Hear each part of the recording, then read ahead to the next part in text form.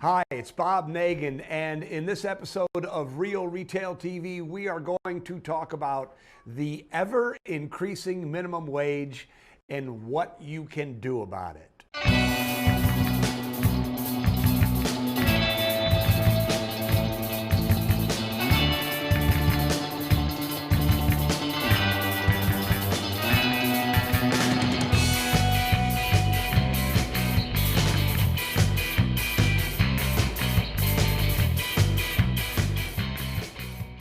So the minimum wage is going up. It has gone up in many provinces in Canada, many states in the United States.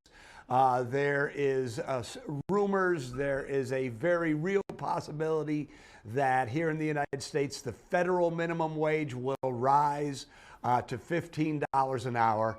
And I know it's causing a lot of consternation on the part of lots of independent retailers. In our Whiz Bang Retailers Facebook group, somebody posted, "What are you going to do about it?" And there were over almost 200 comments, which means it's a topic that needs to be addressed. So in this episode of Real Retail TV, we're going to talk about how to think about it, and just as importantly, perhaps even more importantly, what you can do about it. So the first thing I want to talk about is mindset. You know, there's a lot of consternation. There's a lot of anxiety. What am I going to do? And worrying about it, being anxious about it, letting it take up space in your head with no real direction is just a waste of time. You know, I learned this early on in my kite business career, in my retail career. There was this thing called van dealers. And when a kite shop would sponsor a kite festival, do all the work, you know, set up our tent on the field and do all these things, there was always this subset of nasty people that would go and sell kites out of their van in the parking lot. And oh man, it used to make us so mad. And there was so much conversation around amongst the retailers. What are we going to do about van dealers? What are we going to do about van dealers?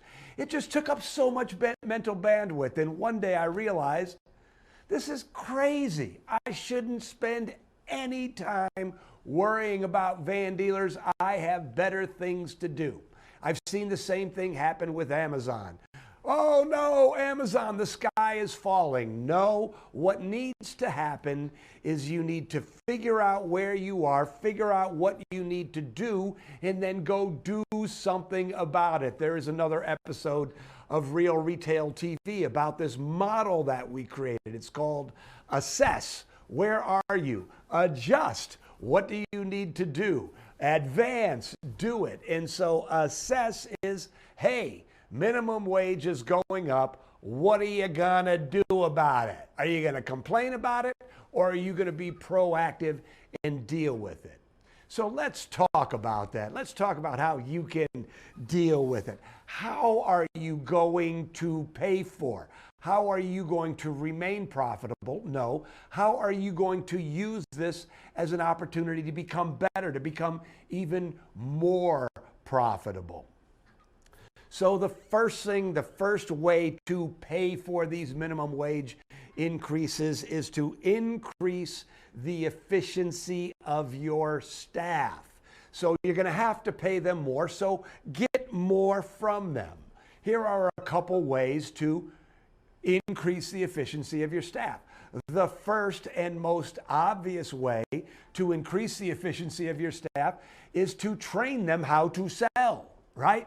Train them how to sell. Train them how to do all the things they need to do in your store, but mostly train them to be skilled salespeople. You know, I have to be frank with you that I'm absolutely flabbergasted that all of the retailers, every single retailer in our community does not use the Retail Sales Academy. You know, I know that the people who use it, who stay on track with it, who train their people how to sell, who create a service culture that sell, return their investment in the platform many, many, many times. So sales training is part of, being more efficient with your staff. Another part of being efficient with your staff is to hire slow and fire fast. You can't afford to keep dead weight when you're paying them more. So get rid of the people who aren't working out. One of our Platinum Mastermind group members has a big staff, and she and her department managers have the list. And the list is the people who aren't working out. And those people need to go away, and they need to be replaced with better people. They need to be replaced with people who you are willing to invest in, who you are willing to train, who you are willing to coach. And the final way to be more efficient with your staff is for you to become more skilled as a leader and as a manager. If you have the Retail Mastery System, that staff development module will give you all of the skills that you need to be a great manager. And being a great manager is one of the ways that you get more from the people who you employ. Another way to get more from your team members is to bonus them, is to pay for results. So you don't need to keep raising the price. One of the conversations on that thread is, do you need to raise the wages proportionally? So if minimum wage goes up 40%, do you need to take the people who are making better than minimum wage now and increase their minimum, their pay 40%? And the answer is no, but you want to give them an opportunity to make more money, but you want to pay for results. So going back to the Retail Mastery System and the Staff Development Module, in there is a bonus program that I created or that we created at the Mackinac Kite Company. And I'm not going to go into all of the details of the bonus program, but basically the bonus program was built around the stretch. So if I thought we were going to have a $20,000 week, I would only start bonusing when they hit a goal that forced them to change their sales behavior on the floor.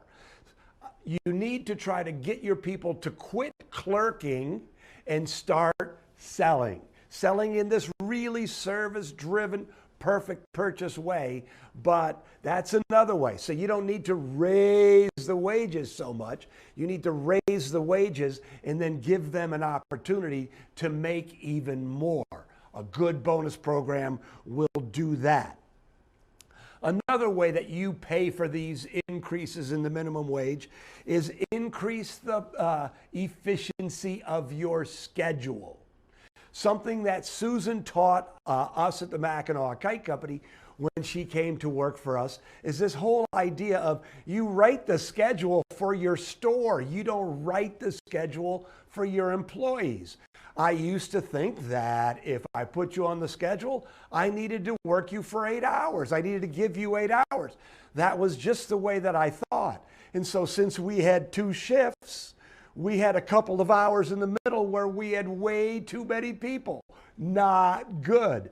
So look at your hours, look at your traffic patterns, and schedule accordingly. Make it more efficient. Another way to pay for it is to increase the efficiency of your inventory. So this is such an important part of you becoming more profitable. Yes, you want to sell more stuff. Yes, you want to be efficient with your schedule. But what you do with your inventory has a huge impact on your profitability. The first thing that I want to talk about is how do you pay for it? The low-hanging fruit of increasing your profitability is pricing strategically. There is another episode of Real Retail TV called The 3 Rules of Strategic Retail Pricing. Watch that video, apply it, and you're a lot of the way of paying to pay for that increase. Another thing, another hot trend right now, a trend that is here to stay, is buying for margins. And you do this a couple of ways. One is you're always shopping closeouts. You're always shopping the deals with the vendors you already have. Another way to build your margins is when you go to the trade shows, don't buy with the major vendors, go to the corners. Well, I know we're not going to trade shows right now, but the little booths of the people who are just starting out. This is where you can buy low and sell high. So really start to buy for margins. Another way to build your margins is with bundles. You know, really start to proactively, strategically bundle your merchandise, because when you bundle strategically, you can build your average ticket and you can build your margins while still providing great value to your customers. And finally, planning. You know, we recommend Management One for planning services. If you turn your inventory more intelligently, if you reduce your markdowns, if you have the right amount of the right stuff at the right time, at the right price, you're going to make a lot more money. So, there it is. There are some of the ways for you to offset the price increase. And you know, I just want to end with this. I want to end with, to encourage you to not look at your team as a cost, but to look at your employees as an investment. I have never, ever paid minimum wage. I don't want minimum wage people working for me. I want the very, very best people I can afford. Your staff, those people are on the floor face to face with your customers. And at some level, you're getting what you pay for. So I'm encouraging you to recognize that your team is, you know, your team, your culture, what you do with them is such an important part of how you're going to move forward. So here's what I want to end with is, yes, it's a cause for consternation. Yes, assess, where are we? Minimum wage is increasing. Adjust. What are you going to do about it? I just shared a bunch of things that you can do about it. Advance. Go and do that. But just like this doggone pandemic has been a pain in the neck, it has been difficult, it has been arduous, but it has made you better, so too will an increase in the minimum wage. It will force you to get better. It will force you to become a better merchant. And at the end of the day, the better you are, the more professional you are, the more money you're going to make.